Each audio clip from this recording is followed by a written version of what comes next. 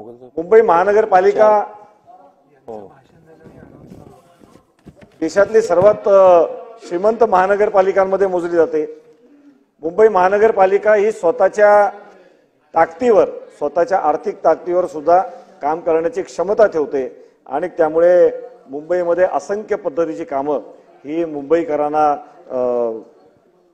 जो सगळ्या सुविधा मिळतात ते देण्याचं काम मुंबई महानगरपालिका सक्षमपणे करण्याचा प्रयत्न करत असते। परंतु एक क्षेत्र मात्र असं आहे की ज्यासाठी मुंबईला सुद्धा मोठ्या प्रमाणामध्ये निधीची आवश्यकता पडेल।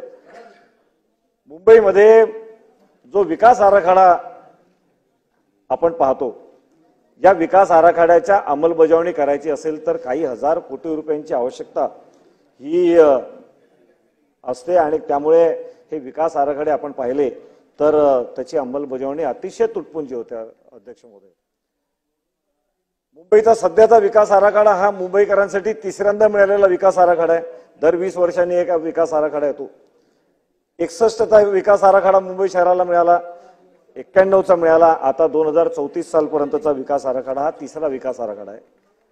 मात्र या सर्व विकास आराखड्याची केवळ 24% ही अंमलबजावणी आजपर्यंत झालेली आहे आणि त्यामुळे विकास आराखड्यांच्या अंमलबजावणीसाठी राज्य सरकारने सुद्धा मुंबईकरांना दिलासा देण्याची आवश्यकता आहे आणि त्यासाठी काही तरतूद ही राज्य सरकारने करावी अशी मी विनंती